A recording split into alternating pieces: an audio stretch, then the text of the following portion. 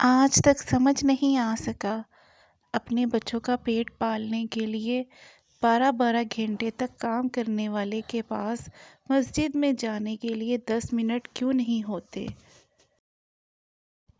درخت جتنا اونچا ہوگا اس کا سایہ اتنا ہی چھوٹا ہوگا، اس لیے اونچا بننے کی بجائے بڑا بننے کی کوشش کرو۔ گناہ کو پھیلانے کا ذریعہ بھی مت بنو، کیونکہ ہو سکتا ہے آپ تو توبہ کر لو پر جس کو آپ نے گناہ پر لگایا ہے وہ آپ کی آخرت کی تباہی کا سبب بن جائے۔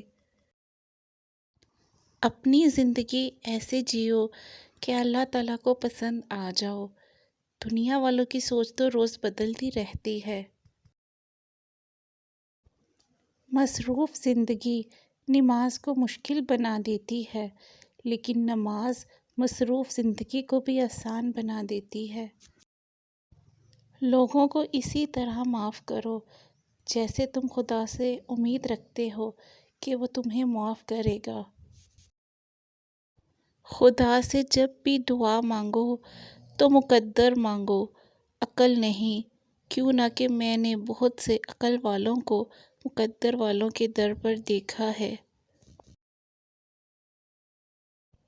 اگر کوئی آپ کی فکر کرتا ہے تو اس کی قدر کرو، کیوں نہ کہ دنیا میں تماشائی زیادہ ہیں اور قدر کرنے والے بہت کم۔